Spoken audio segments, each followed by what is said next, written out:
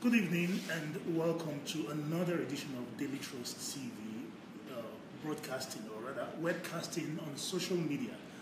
Throughout this week we have a series of special reports that are based on the midterm reports of the President Muhammadu Buhari's administration. Now, his report looked at the achievements of his administration for the past 2 years, the first 2 years of his first 4-year presidency. And there'll be more coming up tomorrow at 11 and 5 p.m. But for now, we have with us to talk about this midterm report, Barrister Ismail Ahmed. He's on the APC Board of Trustees and the APC Youth Forum, although he doesn't want to be called youth anymore. Welcome to Daily Trust. Thank you so much. So, first off, I have to, of course, you know that you can be part of the conversation by following hashtag DailyTrustTV, where you can send in your questions, your comments, or any other opinions you have about what we'll be discussing, the midterm report, the first 2 years of President Muhammadu Buhari. I'll go straight to the report. It's a very long one, detailing what the administration has been up to for 2 years in power. What's your sense of all of these achievements put together? I think they're functional, first and foremost. Most of the achievements are, you see, I think Nigerians generally appreciate how we got here, in what situation we found ourselves as of 2015. And I think they repose a lot of confidence and a lot of belief in the person of President Muhammadu Buhari and his vice, who is now the acting president, that they are going to pull themselves up by the bootstraps and take this country out of the doldrums which it was in. And so the moment we got in, a couple of few things had to be made clear. We understood that we had a very fractured economy. We had insecurity that was getting way out of hand. We had corruption that was that became the norm rather than the exception. And we had basically a social system that was breaking down and a value system that has ebbed away over time. So they needed to do a couple of few things real quick. First of all, they needed to instill that moral discipline in the and frugality in the way government business is being run. They needed to equip and forcefully fund the military and the security agencies to be able to stem the growing pervasive of insecurity coming from the northeast down to some parts of the northwest and going down to north central and probably the southern part of the country. They needed that to stop at all costs.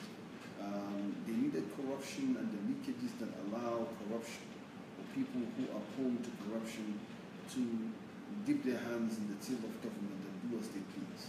They needed to block those leakages. They needed to set examples.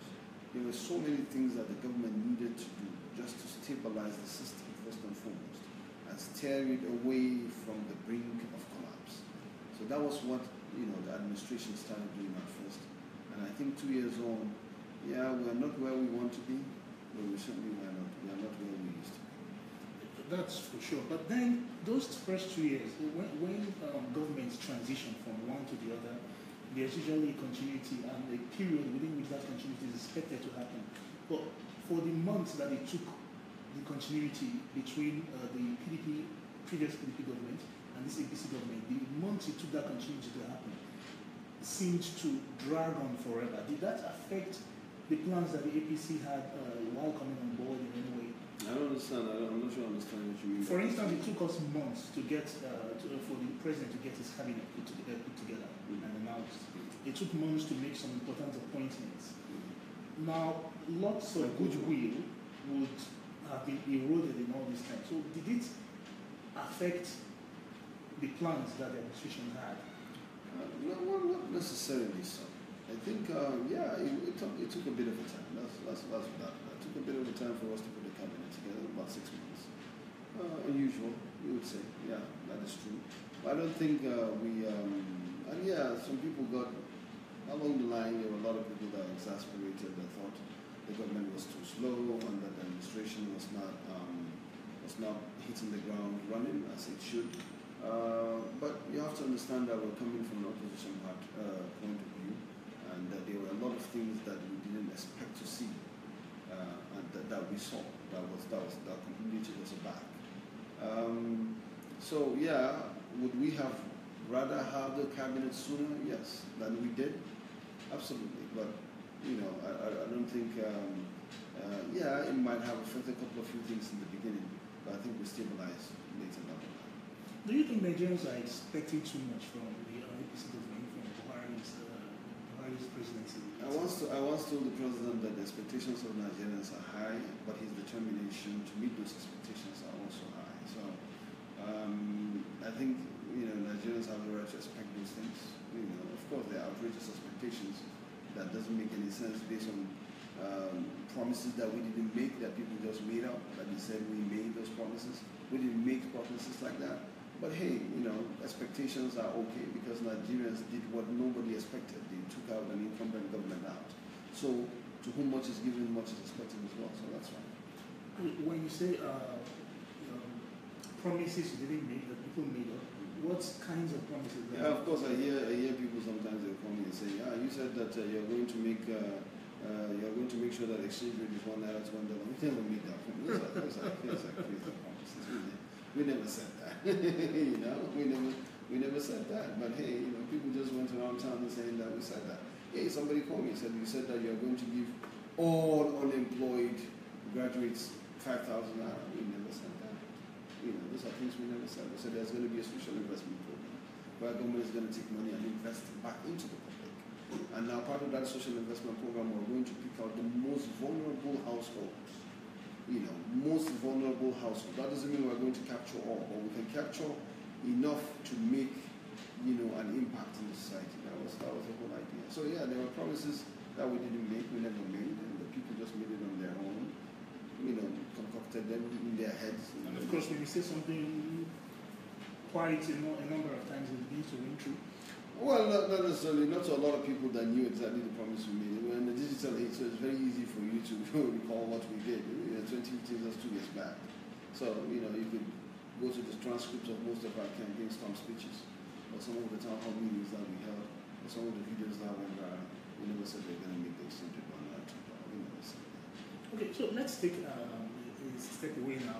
Most times when people describe you as a social media influencer, what does that mean to you? I've never been described as such. Never? Me? No way. Well, in the lead up to this interview, that's a description of both of you.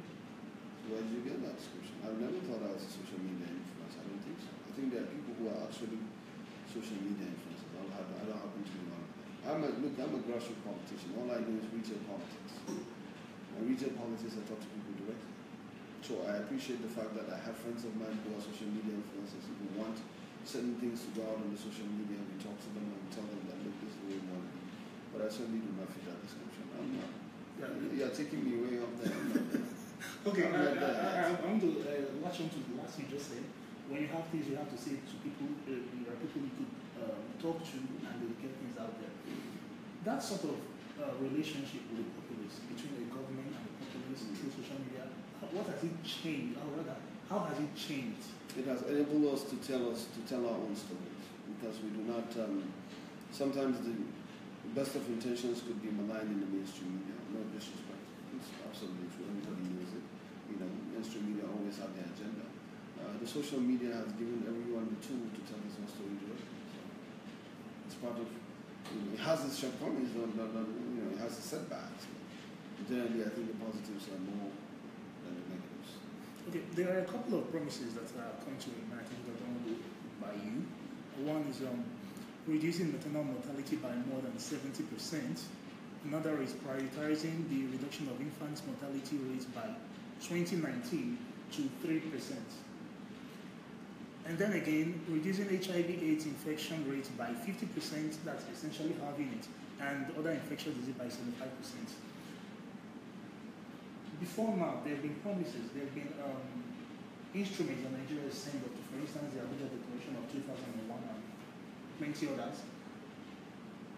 We seem to have an idea why some of these goals have not been met.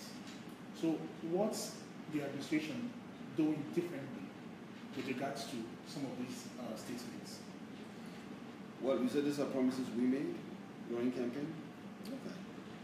Well, I haven't followed the health sector particularly to know exactly what's going on, but I do know that there are a couple of statistics that have been pushed up, that a couple of few things are going on well in the health sector.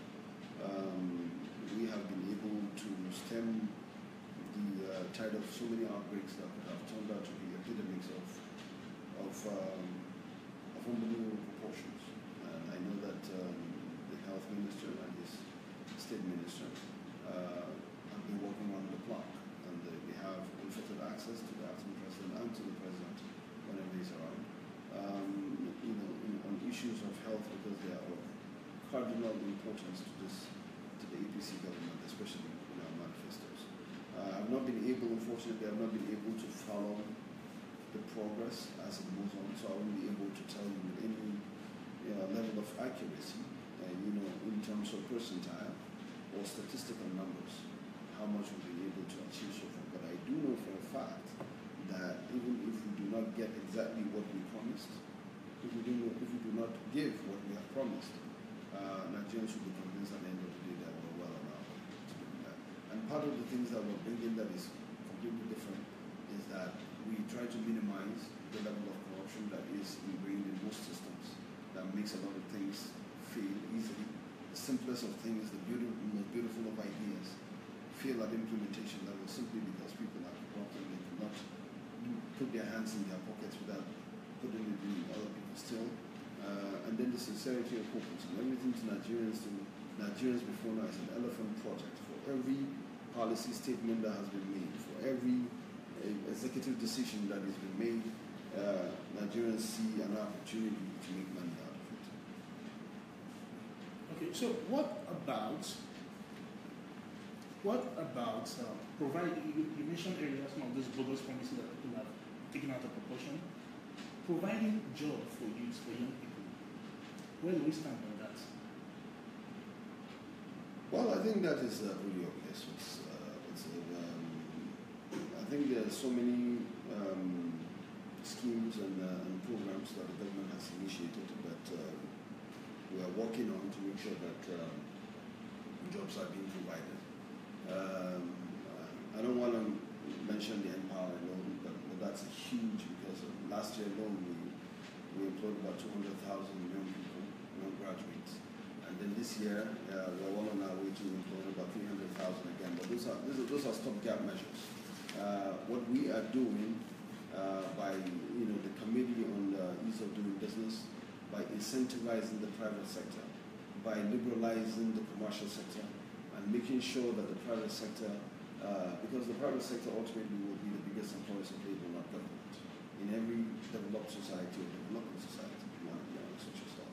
So the goal of this administration is to make it as easy as possible for government, for people to do business, for entrepreneurs to climb up the social ladder, and so many things like that, so that people would be absorbed in the labor market, not necessarily getting jobs at government offices. There is security in the private sector. There is longevity in the private sector. There is more profit, to be quite honest, in the private sector. Because the public sector is exactly what it is, it's public service. So those are the things that we're putting on the ground, the ease of doing business, and so many other initiatives that the government has put in place to make sure that it liberalizes the private sector and incentivizes it to the level where it's going to accommodate a lot of people. On the government part, we're doing stopgap measures. We're making sure that those who cannot fend for themselves, the government has the responsibility for now to be able to give them an opportunity to fend for themselves. Okay, I'll be taking a couple of questions coming in right now on our social media platforms. But just to let you know that you can join this conversation by following #DailyTrustTV with your questions, your comments, or any opinions you may have about this topic. The question has come in from someone called Richard. He says that there are, this points back to the anti-corruption stance of the administration right now and the prosecutions that are being generated all around. He says there are allegations that the government is shielding members of the party from prosecution. I don't see that evidence. I keep giving this example. One of the first few people that was arrested and made to return some money that was given to him was, one of the closest allies to the president. From Isa, former gubernatorial candidate of CPC in Ghana. He's an ally. He's a staunch member of the APC. Just recently, we sacked a former Northeast Vice Chairman and Secretary to the Government of the Federation. Which government has ever done that since the return of democracy 18 years ago? Sack is only SGF, or at least suspended, not necessarily sacking, but suspending on the basis of allegations of corruption. We have so many people who are in this administration, who are in this government, who are members of our party, who are still going to court over issues of allegations of corruption or misappropriation or misdemeanors that has to do with financial impropriety. So I don't think that is entirely true. For anyone to say that the members of the party are being shielded by this administration, I don't think that is true. Okay. Another one from Felix.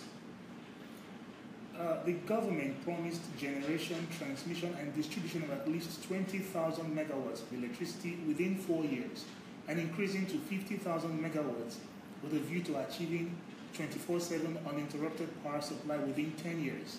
Now, the question he has at the end of it is, Nigeria is still between 2,000 and 3,000 megawatts. What would you say to that? You said in 4 years. That's what it's for. And we're working on it.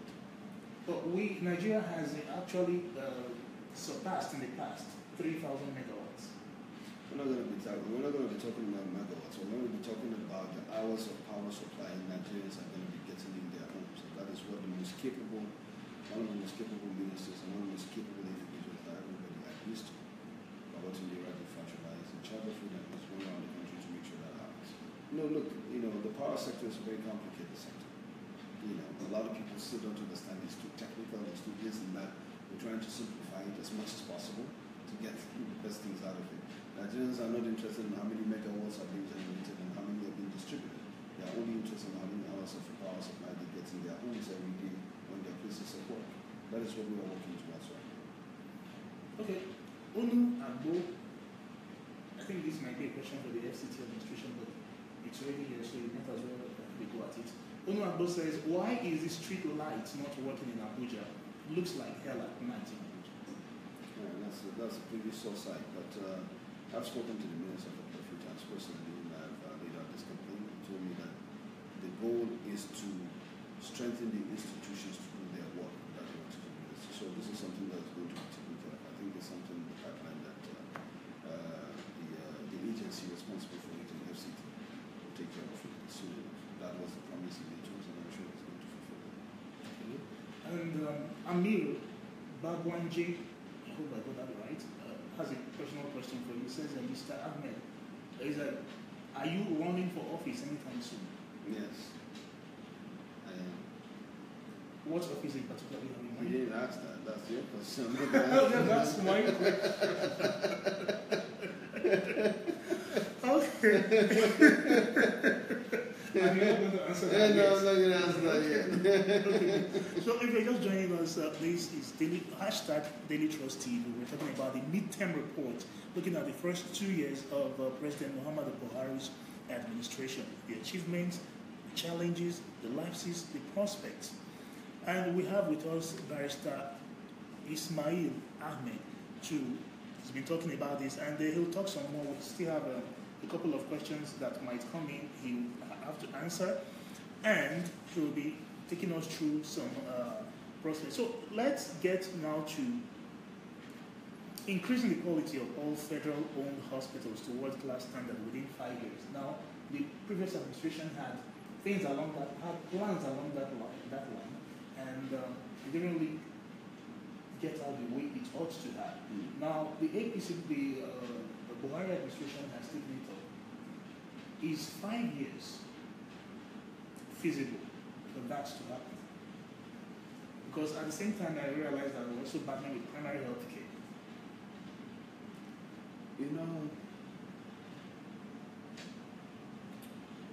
There's no gainsaying the fact that we have a serious issue in this country. because of the structure of government. Now, health is both a state and federal government responsibility. And government can, make projections that will be able to do this and that, and upgrade hospitals to this and that. And education-wise, they might fund, university teaching hospitals, get as many medical students into the fold as possible, so then you have medical experts. My experience, though, half the time is not necessarily the facility is bereft, no doubt about it. We hardly have very good facilities. But not only that, we do not even have the medical personnel sometimes. Sometimes you see a big hospital that has only one doctor that comes once a week. And then there are tons of people that go to the hospital every day. So they are left at the mercy of half-baked trained nurses who administer all kinds of stuff to them. And makes matters worse, by the time the doctor comes around, he's overwhelmed by the number of patients that he has. So there are so many issues related to health sector. The government has studied all that, this administration especially, and said, okay, how do we proceed and how do we move from this point where we are to the next point?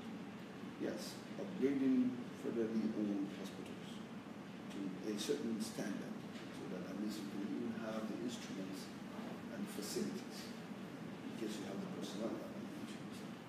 But whether the 5 years is feasible, absolutely. The commitment, the sincerity of purpose, and the availability of funds, I don't see why not. We're not strangers here. We all know that we had issues with funds last year in this country because of the dwindling oil revenue problem. And then when we got back up, we got into a recession. We're trying to get out of it right now. We had hoped, and we are hoping, and I think it's becoming true, that the recession was going to be a V, not a U. It's not going to be there for a long time. Putting all that together, I think the 5-year projection is a possibility that we could get to that level. But that would depend, on the availability of so many other things like funds right now, and how budgetary cycles that come in quickly passed by the National Assembly. Good timing up so that we could hit the ground running, and a procurement process that would shorten so many things that are lengthy and necessary, if you ask me. And so many other things that are in the place. So there's a lot of factors that would contribute to that, but I am hopeful that we'll be able to achieve a significant milestone in 5 years. Okay, I have 4 questions, rather random questions that I'll put to you shortly.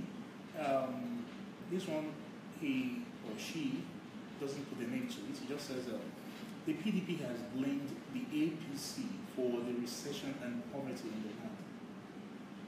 That is very easy to blame. Yeah.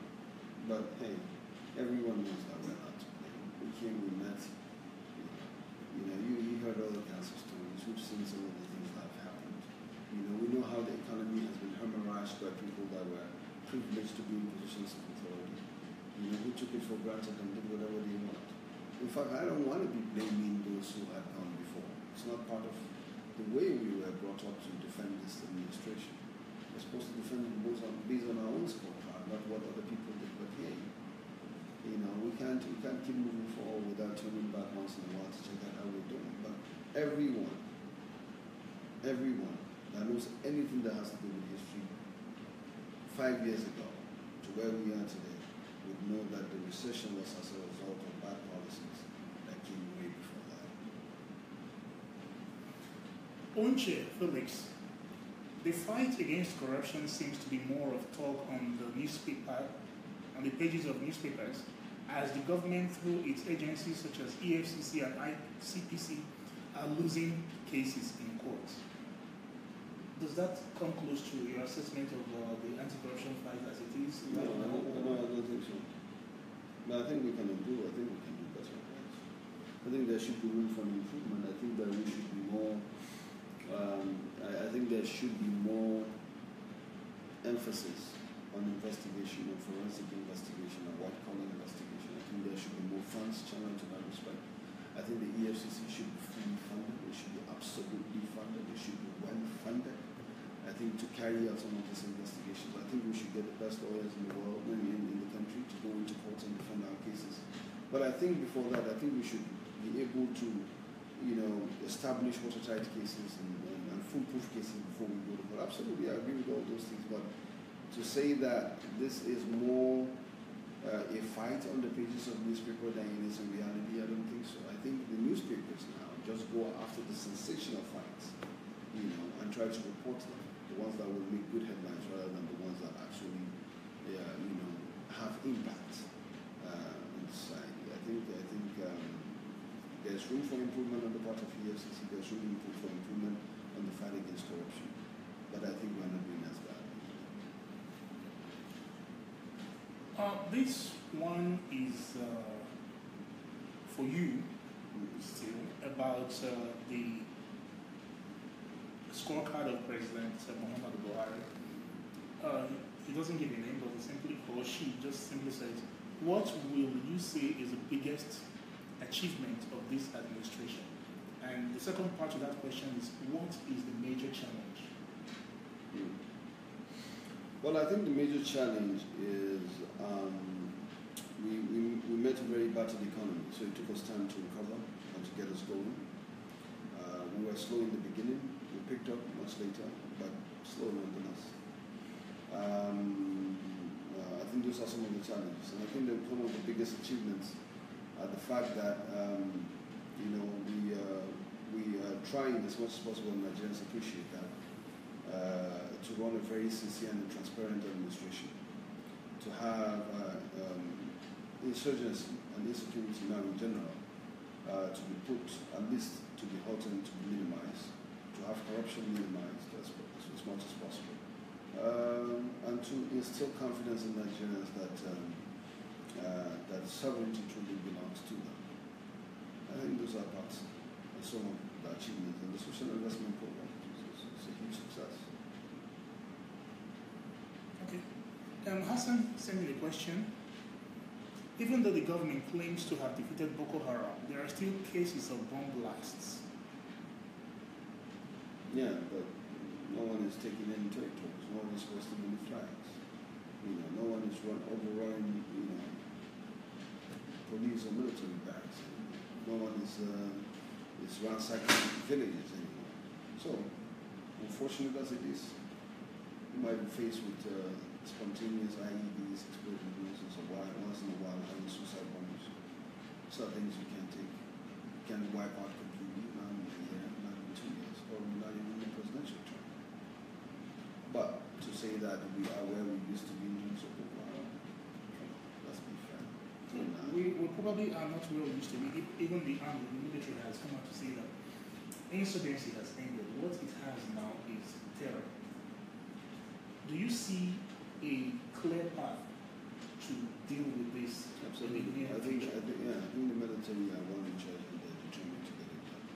The political will is there, the military might is there, and we will fund them as much as we can, and they have the determination and the focus to go after those focus.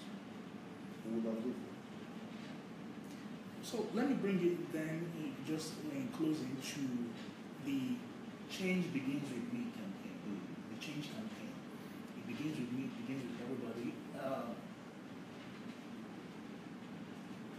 Do you see that campaign really getting to the hearts and minds of Nigerians?